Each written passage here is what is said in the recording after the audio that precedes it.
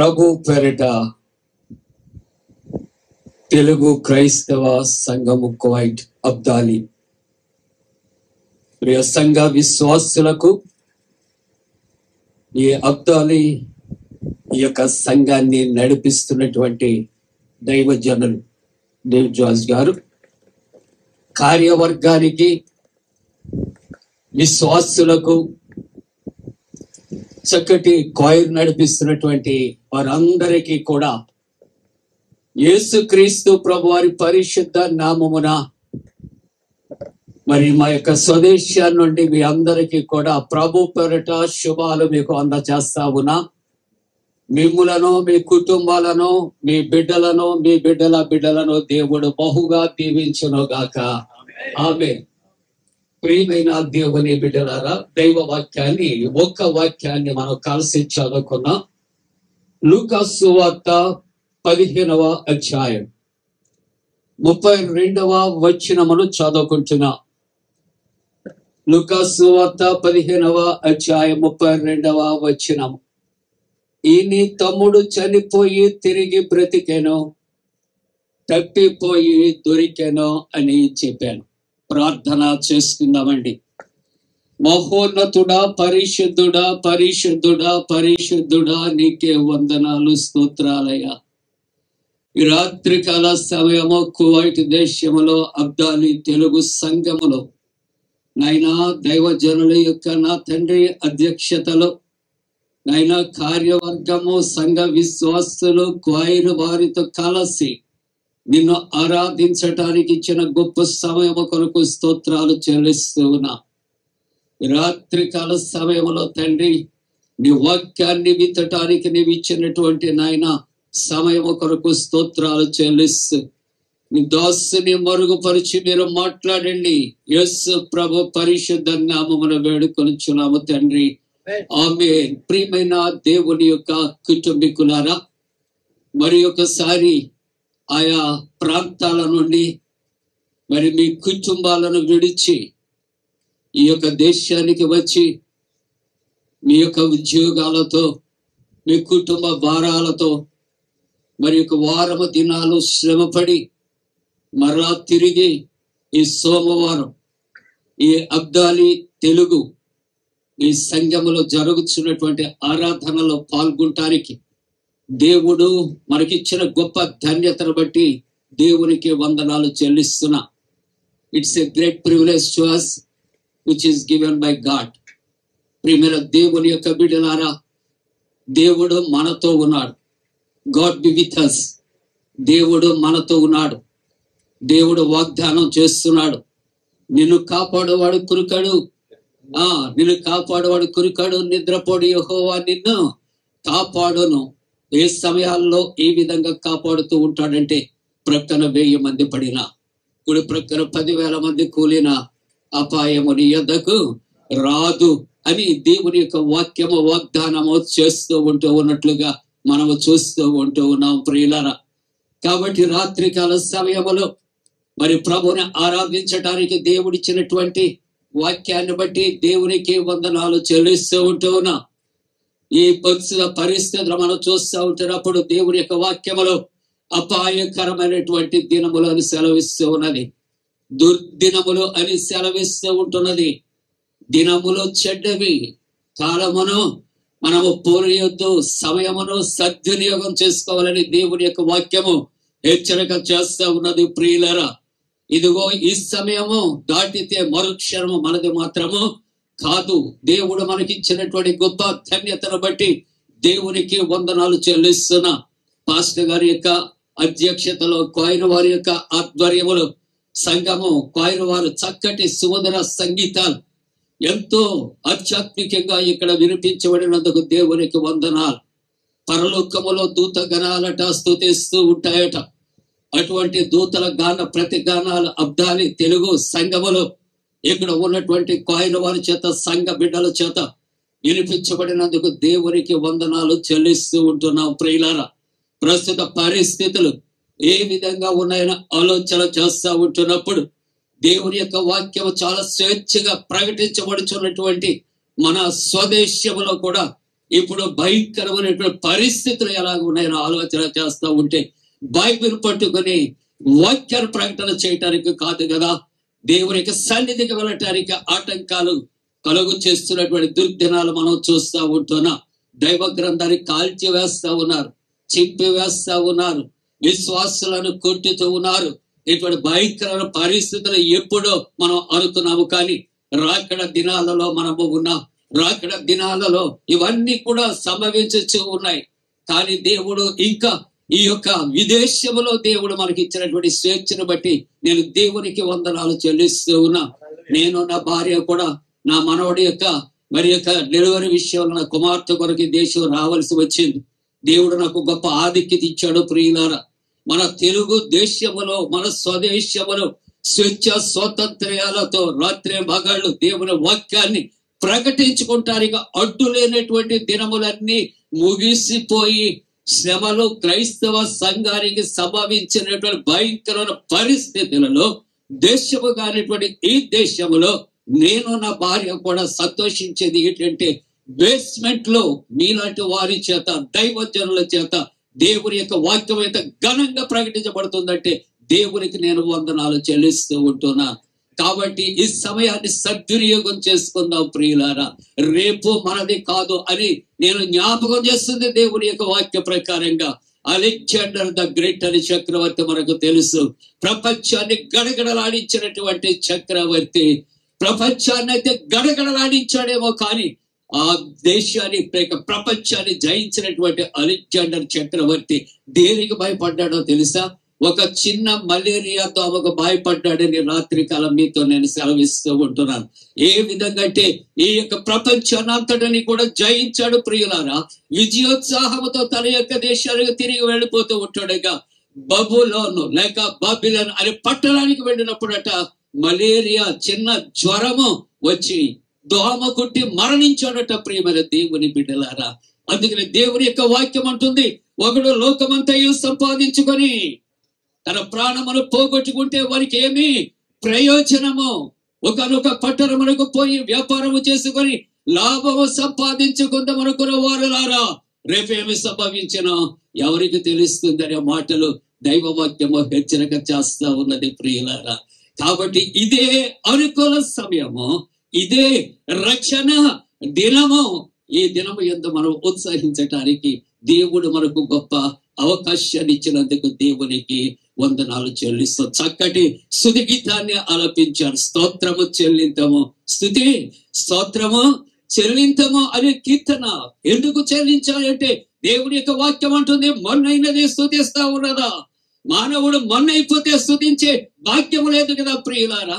బ్రతికి ఉన్నాము కాబట్టి దేవుని ఆరాధిస్తా ఉన్నాం, బ్రతికి ఉన్నాము కాబట్టి దేవుని స్తుతిస్తా ఉన్నాం, బ్రతికి ఉన్నాము కాబట్టి దేవుని యొక్క వాక్యాన్ని మనం ప్రకటన చేస్తున్నాం, దేవుని యొక్క వాక్యాన్ని మనము వింటూ ఉన్నాము ప్రియులారా. దేవుని యొక్క వాక్యం మోషే భక్తుడు 90వ కీర్తనలో ప్రార్థన చేస్తున్నాడు. 3వ వచనంలో మనుషులను మట్టిగా మార్చుచున్నావు, నరులారా తిరిగి రండి అని సెలవిస్తా ఉన్నావు అని దేవుని వాక్యం సెలవిస్తున్నది. అంటే మనుష్యులను దేవుడు ఎక్కడికి పిలుస్తున్నాడు, ఎక్కడికి మారుస్తున్నాడు? మానవుడు ఏమై ఉన్నాడు? ఈ వేళ ఇన్షర్ట్ చేసుకుని వైట్ షర్ట్ వేసుకుని చక్కగా ఇదిగో ఏరోప్లేన్ లో వచ్చి కారులో తిరుగుతూ ఇక్కడ జీవితాన్ని జీవిస్తూ ఉంటున్నామేమో ప్రియులారా. కావని ఓ దినాన్న దేవుడు మనను పేరు పెట్టి పిలిస్తే మానవుడు తిరిగి ఎక్కడికి వెళ్ళిపోవాలని ఆలోచన చేస్తే మరలా మనం మంటికి వెళ్ళిపోవలసినటువంటి అవసరత వచ్చి ఉన్నది. బంగారాన్ని కరిగిస్తే వస్తుందో చెప్పండి, బంగారం వస్తుంది. వెండిని కరిగిస్తే ఏమొస్తుంది చెప్పండి, వెండి వస్తూ ఉంటున్నది. కానీ మానవుడు మరణిస్తే ఏమైపోతున్నాడో చెప్పగలరా? మన్నైపోతున్నాడు. ఎందుకంటే మానవుడు అంటే మంటితో తయారు చేయబడినట్లుగా దేవుని యొక్క వాక్యము సెలవిస్తూ ఉంటున్నది. అంటే మానవుని యొక్క జీవితం స్థిరమైనదా అనే ప్రశ్న కొరకు నేను ఉపోద్ఘాతాన్ని మీకు తెలియజేస్తా ఉన్నాను. ఈ లోకాన్ని ఒకవేళ పరిపాలిస్తా ఉంటూ ఉన్నాడేమో, అలెగ్జాండర్ లోకాన్ని అంతా సంపాదించాడేమో, కానీ అతడు తిరిగి వెళ్ళిపోతూ కూడా అతడు ఏమైపోయాడంటే మట్టిలో కలిసిపోయినట్లుగా చూస్తా ఉన్నా. ఆ యొక్క అలెగ్జాండర్ చక్రవర్తి అట అతడు రాజరికాన్ని అతడు మరి జీవిస్తూ ఉంటుండగా అతడు ఒక వ్యక్తినట, ఒక సేవకుని ఏర్పాటు చేసుకున్నాడట. అతడు సింహాసనం మీద కూర్చున్నప్పుడట ప్రతి గంటకు కూడా ఆ సేవకుడట ఆ దర్బారులోకి అతను చూచేలాగా అలెగ్జాండర్ చక్రవర్తి కనపడేలాగా రావాలట. వచ్చి ప్రతి గంటకు ఏమని హెచ్చరిక చేయాలట, Alexander you must die, Alexander you must die, Alexander you must die. నీవు ఒకవేళ నీవు ఇదిగో రాజ్యాధినేతపతి వరకు గర్వపడుతూ ఉన్నావేమో, కానీ ఒక దినాన నీవు కూడా మరణిస్తావని తనకు తాను గుర్తు చేయించుకునేవాడట ప్రియులారా. అయితే ఇదిగో నీవు శాశ్వతమైన వాడు కాదు, దేవుడు ఉన్నాడు, దేవుడికి భయపడని హెచ్చరిక చేయించుకునేవాడట ప్రియులారా. అతడు బ్రతికున్నప్పుడట 3 కోరికలు కోరాడట. ఆ 3 కోరికలు ఏంటో తెలుసా? తాను సమాధి చేయబడిన తర్వాత సమాధికి ఆ చేతులట 2 చేతులు కూడా సమాధిలో 2 బయటకు వేలాడి వేయాలి, ఒకటి కోరిక. రెండవది తనకు వైద్యము చేసినటువంటి గనులైనటువంటి వైద్యులు సమాధి పెట్టిని ఎక్కడి వరకు, సమాధి వరకు కూడా మోసుకుని వెళ్ళాలట. మూడవదట తను సంపాదించినటువంటి ఆ డబ్బు బంగారం అంతా కూడా సమాధి వరకు కూడా అటు ఇటు జల్లుతూ వెళ్ళాలట. ఏమిటి ఈ రహస్యము అని ఆలోచన చేస్తూ ఉన్నప్పుడు ఇదిగో నిపుణులైనటువంటి వైద్యులకు వైద్యం చేయించారు, కానీ నన్ను వారు బ్రతికించగలిగారా? కాబట్టి ఇదిగో వారి యొక్క వైద్య శాస్త్రం వ్యర్థము అని చెప్పడానికి వారు ఆ కాఫిన్ బాక్స్ ని మోయాలట. రెండవది, నేను లోకాన్నంతా సంపాదించాను, నా ప్రాణాన్ని కాపాడిందా, కాబట్టి వ్యర్థమైనది అని జల్లుతూ వెళ్ళారట. మూడవ మాట, ఖాళీ చేతులు ఎందుకు బయటకు రాలాడు వేయమన్నాడంటే, లోకమంతా సంపాదించే అలెగ్జాండర్ ఏం పట్టుకు వెళుతున్నావంటే వట్టి చేతులతో వెళుతూ ఉన్నాడు. అదే మాటలు దేవుని యొక్క వాక్యం అంటుంది, మానవుడు దిగంబరిగా లోకానికి వచ్చాడు, దిగంబరిగానే వెళ్ళిపోతూ ఉంటున్నాడు. ప్రియ దేవుని బిడ్డలారా, ఎందుకు నేను ఈ మాటలు జ్ఞాపకం చేస్తున్నానంటే, లోకాన్ని ఒకవేళ పరిపాలిస్తూ ఉంటూ ఉన్నట్లు, ఒకవేళ లోకాన్ని ఎంతకాలం పరిపాలిస్తాడంటే ఈ యొక్క ఊపిరి ఉన్నంత వరకు మాత్రమే. ఆ తర్వాత ఎటువంటి వ్యక్తి అయినప్పటికీ కూడా ఎక్కడ కలిసిపోవాలంటే అతడు మంటిలో కలిసిపోవాలి. గంధపు చెక్కలతో పెట్టెలు చేయించవచ్చేమో, నేటి డబ్బాలతో దహనం చేయవచ్చేమో, కానీ చివరికి చేరేది ఎక్కడికంటే మానవుడు. కానీ ప్రియులారా, ఈ రాత్రికాల సమయంలో దేవుని యొక్క వాక్యాన్ని నేను జ్ఞాపకం చేస్తూ ఉన్నాను.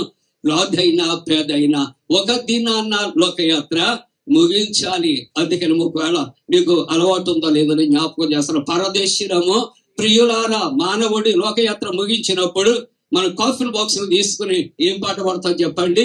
పరదేశీలము అంటే మనం ఈ లోకస్తులము కాదు, యాత్రికులము, పరదేశీలమై ఉన్నాము. స్థిరమని నమ్మొద్దు. ఈ భూమి ఇది అశాశ్వతమైనది. ఈ వేళ ఉంటాం, రేపు ప్రొద్దుట ఈ భూమిని నీవు విడిచిపెట్టేస్తావు. కానీ ఒక రాజ్యం ఉన్నది, ఆ రాజ్యము పరలోక రాజ్యము. కాబట్టి భూలోకములో మానవుడు నువ్వు జీవించిన కాలమంతటిలో కూడా నువ్వు దేని కొరకు నీవు సిద్ధపడాలి అంటే ధనధాన్యాలు కొరకు కాదు, మనులు మాణిక్యాలు కొరకు కాదు, డబ్బు దస్కం కొరకు కాదు, కానీ ఇదిగో నీ కొరకు ఒక పరలోక రాజ్యం అంటూ ఉన్నదయ్యా. ఆ పరలోక రాజ్యం కొరకు ఈ లోకములో మనం అందరం ఏం చేయాలి? ఇదిగో సిద్ధపడటానికి ఈవేళ మీరంతా కూడా కష్టపడ్డారు. మరలా ఈ రాత్రికాల ఆరాధనకు వచ్చారు, ఎంతో దూరం నుండి ప్రయాసపడి వచ్చారు, ఎంతో శ్రమపడి వచ్చారు, ఉపవాసాలు చేస్తున్నారు, కానుకలు ఇస్తున్నారు, ప్రభువులు సమీపిస్తున్నారు. దేని కొరకు ఆలోచన చేస్తా ఉంటున్నప్పుడు పుణ్యము పురుషార్థం అంటూ ఉంటుంది ఈ లోకము. ఆ పుణ్యము పురుషార్థం ఏమిటి అంటే పరిశుద్ధ గ్రంథం అంటుంది, నిత్యజీవం అంటుంది. నిత్యజీవం అనే మాటకు యోహాను భక్తుడు అంటాడు ఎటర్నిటీ అంటాడు. ఎటర్నిటీ అనే మాటకు తెలుగులో పరలోక రాజ్యము అంటూ ఉంటాడు. ఈ లోకములో మనం ఆలోచన చేస్తే ఈ లోకయాత్ర ముగించిన తర్వాత 2 మార్గాలు ఉన్నాయట. ఒకటి నరక మార్గము, రెండవది పరలోక మార్గము. అయ్యా, ఈ భూలోకములో మానవుడండి ఎందుకంటే ఇవన్నీ ఈ విధంగా జీవించాలి. అవును, ఈ విధంగా నువ్వు ఏ విధంగా జీవించినా, నువ్వు అనీతిమంతుడుగా జీవించినా, నీతిమంతుడుగా జీవించినా, నువ్వు పాపిగా జీవించినా, నువ్వు పుణ్యాత్ముడుగా జీవించినా మరణము తథ్యము. మరణము తథ్యము, తప్పనిసరిగా డెత్ ఇస్ సెటిలిటీ అంటున్నాడు. మానవుని యొక్క మరణము తథ్యము. నువ్వు ఎలాగ మంచిగా ఉన్నా చెడ్డగా ఉన్నా మరణము మనలను ఆహ్వానిస్తాడు. అందుకే భక్తుడు అంటాడు డెత్ ఈజ్ ఇన్విటబుల్ అంటాడు. మరణం అందరినీ ఆహ్వానిస్తూ ఉంటుంది, అందరి ఇంటి తలుపు తడుతూ ఉంటుంది ప్రియులారా. అయితే మరి ఎందుకండి? ఎందుకు నీతిమంతుడిగా ఉండాలి? ఎందుకు యథార్థవంతుడిగా ఉండాలి? ఎందుకు మారు మనసు కలిగి ఉండాలి? ఎందుకు పశ్చాత్తాపం పొందాలి? ఎందుకు ప్రభు బలను సమీపించాలి? ఎందుకు పరిశుద్ధులుగా ఉండాలి? ఎందుకు బాప్తిసం తీసుకోవాలి? ఎందుకు నిర్ధారణ తీసుకోవాలి? ఇవన్నీ క్వశ్చన్ అని దేని కొరకు ఆలోచన చేస్తే నువ్వు ఇన్ని చేసినప్పటికీ మరణం నిన్ను వెంటాడుతుంది.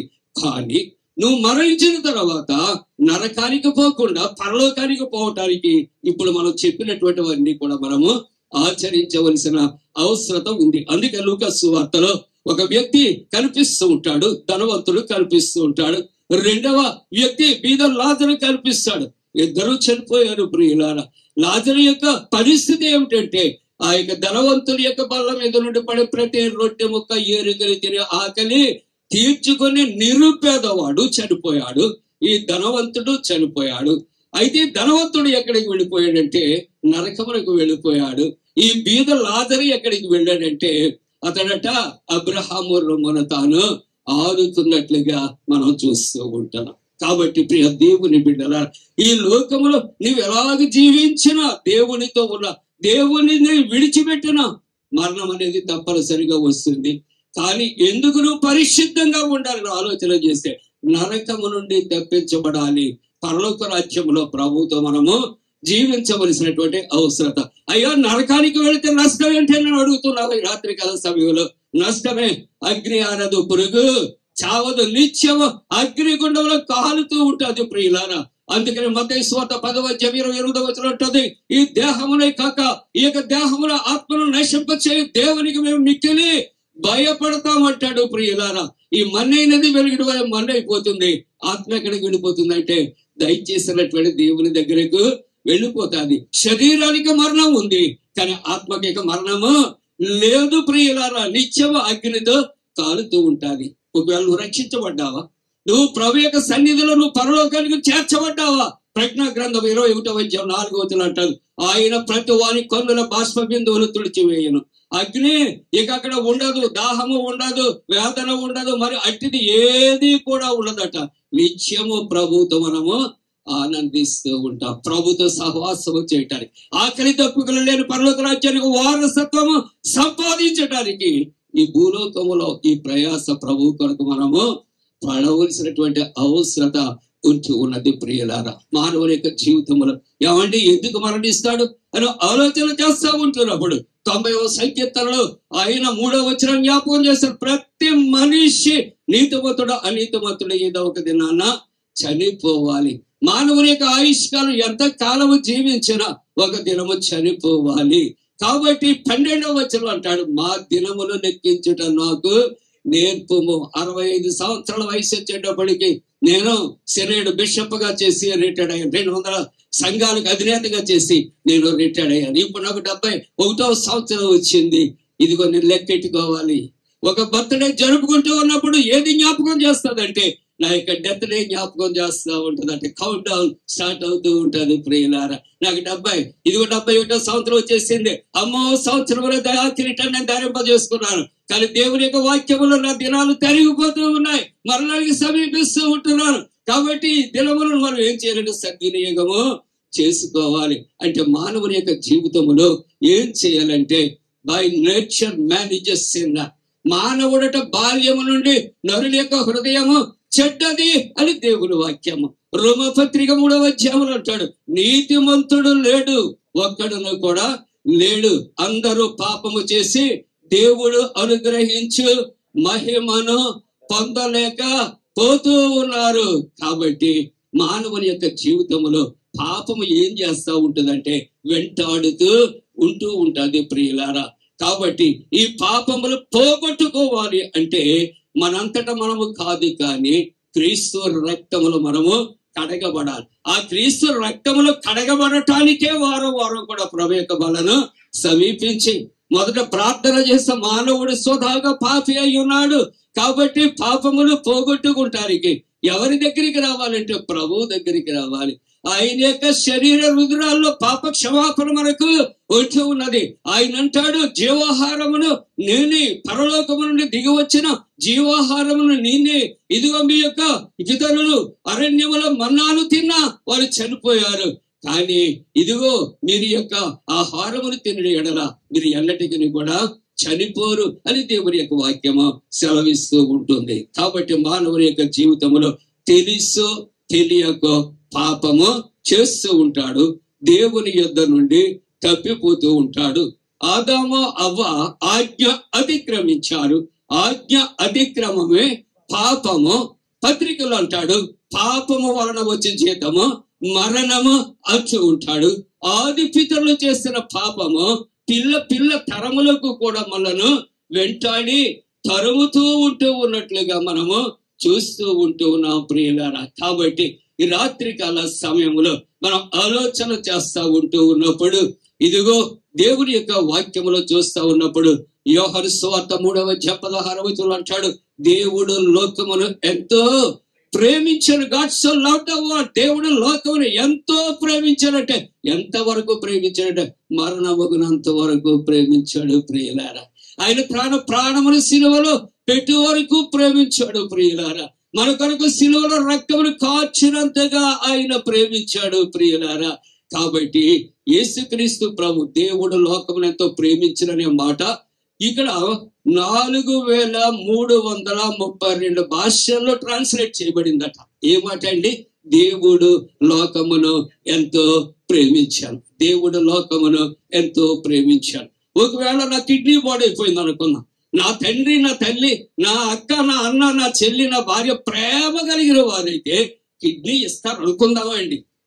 అంత ఈజీ కాదు, ఇస్తారు అనుకుందాం. మనకి ఏది కావాలో అన్ని ఇస్తారు. ఒకవేళ ఎవరైనా నీ బదులు, ఆయన బదులు నువ్వు చనిపోతావా, ఆయన బ్రతికిస్తావంటే నేను చనిపోతావు ముందుకు వస్తానా? అది మాత్రం చేయలేరే. కానీ మన యేసు ప్రభు, మన రక్షకుడు, మన విమోచకుడు, పాపము వలన వచ్చు జీతము మరణమును కొట్టివేయటానికి మన అందరికీ బదులుగా సిలువలో ఆయన మాత్రమే తన ప్రాణమును ఆయన పెట్టినటువంటి దేవుడు. మరణమనే ముళ్ళును విరగొట్టిన దేవుడు. ఓ మరణమా నీ ముళ్ళు ఎక్కడా, ఓ మరణమా నీ విజయము ఎక్కడా అని ఆ యొక్క పాపమనే ముళ్ళును విరగొట్టి మనం ప్రాణాలు పోగొట్టుకుంటానికి మనకు బదులుగా ఆయన ప్రాణాన్ని ఆయన తిరిగి మన కొరకు పెట్టినటువంటి దేవుడిగా మనం చూస్తూ ఉన్నాం. ఈ రాత్రికాల సమయంలో దేవుని యొక్క వాక్యాన్ని మనం ఆలోచన చేస్తూ ఉన్నప్పుడు, దేవుడట లోకమును ఎంతో ప్రేమించాడు. దేవుడు లోకమును అనగా లోకములో ఉన్నది మనమే, లోకములో ఉన్న మనము అనగా అందరము పాపులమే. అందుకనే యేసుక్రీస్తు ప్రభువు మీద అక్కడ ఉన్న పరిచయులు, శాస్త్రులు ఒక నిందను వేసినటువంటిది ఏంటంటే, మీ దేవుడు లేదా మీ యొక్క రక్షకుడు, మీ యేసు పాపులకు స్నేహితుడు అంటున్నాడు. అవును, మన యేసు ప్రభు పాపులకు స్నేహితుడే. కానీ పాపి మాత్రము కాదండి. పాపిని ప్రేమించాడు, పాపాన్ని ఆయన ద్వేషించాడు ప్రియులారా. అంతవరకే తప్ప ఆయన పాపి మాత్రము కాదు. పాపము లేనివాడు, పాపము చేయనివాడు, పాపము ఎరగనటువంటి వాడు ప్రియులారా.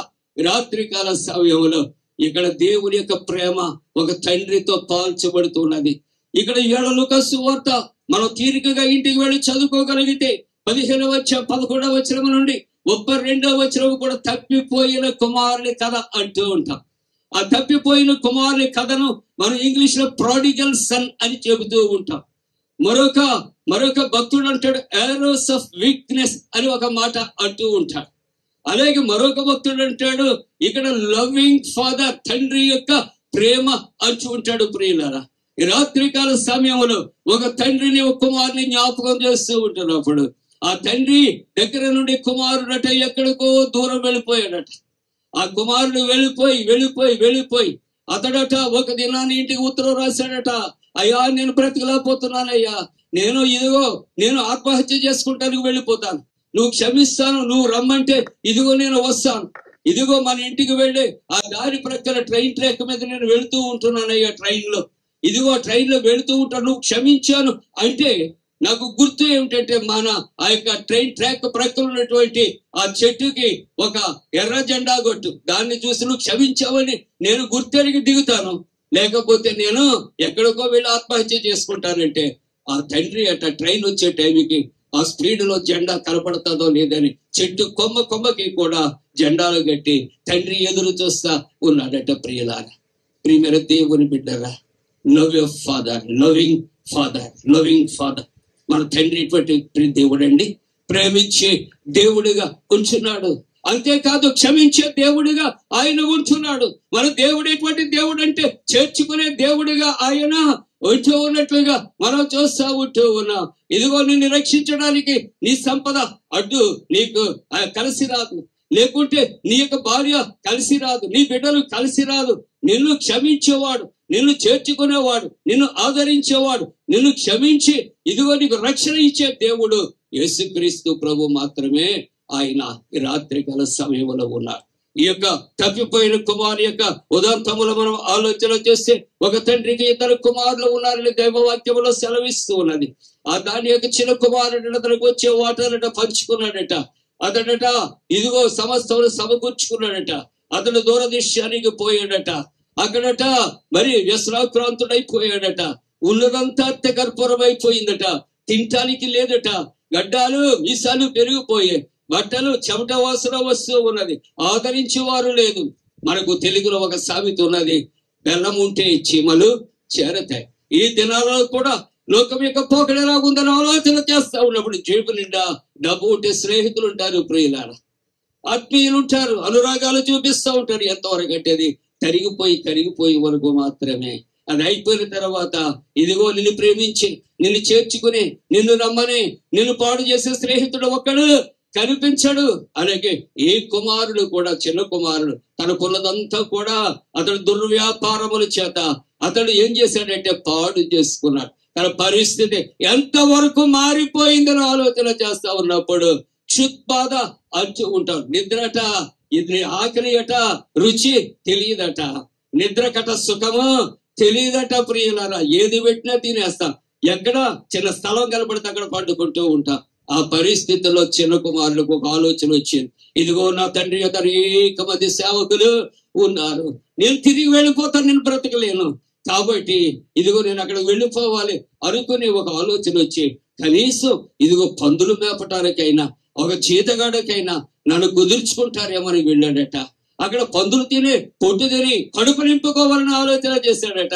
కానీ నేనంటాను ప్రియులారా, ఆ యజమాని ఒప్పుకుని ఉండేవాడు కాదు. యజమాని చూడకపోయినా పందులు కూడా తన తలబెట్టి తింటా ఉంటే తెల్లిచ్చి ఉండేవి కాదేమో.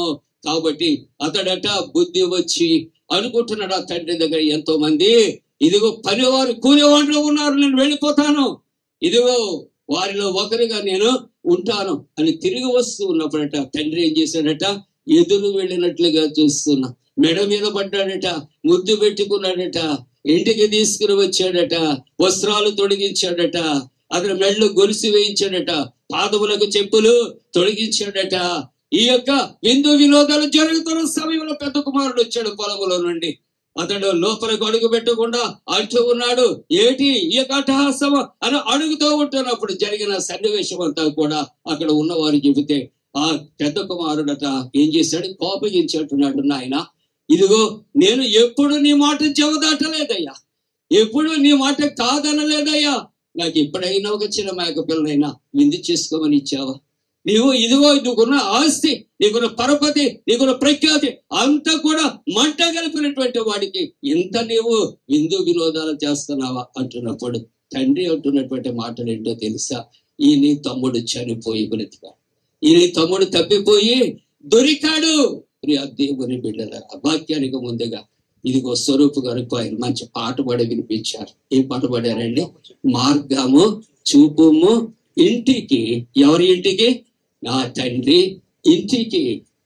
ప్రియ దేవుని బిడ్డలారా, బంధువులైన, మిత్రులైన, రక్త సంబంధాలైన, స్నేహితులైన ఎవరైనా కూడా మనం బాగున్నంత సేపే తప్ప మనల్ని ఎవరు కూడా చేర్చుకునే వారు లేరు. అలాగనే మన యొక్క దేశాన్ని మనం విడిచి పొరుగు దేశానికి వచ్చాం, పిల్లలను విడిచి వచ్చాం, భార్యలను విడిచి వచ్చాం, ఇక్కడ ఉద్యోగం దొరకనంతసేపు ఎంతో కష్టపడ్డా, దొరికాక కూడా కష్టపడుతున్నాం, శ్రమ పడుతూ ఉంటూ ఉన్నాం. కొన్ని పరిస్థితులు, ఊహించినటువంటి పరిస్థితులు మనకు ఎదురవుతూ ఉంటాయి. అయినప్పటికీ కూడా నిన్ను నన్ను ఎవరు కూడా చేర్చుకోపోవచ్చు ఏమో, కానీ నిన్ను పిలిచిన దేవుడు, నిన్ను ప్రేమించిన దేవుడు, నిన్ను కలిగినటువంటి నీ దేవుడు నిన్ను మరచిన దేవుడు మాత్రము కాదు. ప్రియులారా, 65 సంవత్సరాలు ఇదిగో పరిచర్య చేసి నేను రిటైర్డ్ అయిపోయా. రిటైర్డ్ అయిపోయిన తర్వాత పెన్షన్ 2500 పేరుకు మాత్రమే రాదు. మరి పోషణ ఎలాగొస్తాయి? అటువంటి పరిస్థితుల్లో అద్దెంటిలో 6000కి వెళ్ళాం ప్రార్థనా పూర్వకంగా. 3 నెలలు తిరగకుండా 2 బిడ్డలకి ప్రభుత్వ ఉద్యోగాన్ని దయచేశాడు, ప్రమోషన్లు ఇచ్చాడు. దేవుడికి వందనాలు. ఏ బంధువు పిలవలేదే, ఏ మిత్రుడు పిలవలేదే, ఏ స్నేహితుడు పిలవలేదే. పిలిస్తే ఎంతకాలం నేను, నా భార్య, నా 4 బిడ్డలు 6 పోషిస్తారు. కానీ ప్రభు ఇటువంటి పారితోషికాన్ని ఆయన ఆశించకుండా నా పరిచర్యలో ఉన్నటువంటి నా కుమారుని కుటుంబం, నా పిల్లలు ఆకలి కొనటం నాకు ఇష్టం ఉండదు. అందుకే దేవుని యొక్క వాక్యం అంటూ ఉన్నది, అడవిలో సింహపు పిల్లలు లేమి గలవై ఆకలి కొట్టాయి, కానీ ఆయన భయభక్తులు గల వారికి ఏ మేలు కూడా కొదువై ఉండదు. కాబట్టి మన దేశాన్ని, మన కుటుంబాలను, మనకున్నటువంటి సమస్యని విడిచి వచ్చాం. ఊహించినటువంటి పరిణామాలు జరుగుతూ ఉంటున్నప్పుడు భయపడవలసిన అవసరం లేదు. మనం పిలిచిన దేవుడు ఉన్నాడు, ఆయన వైపు చూద్దాం.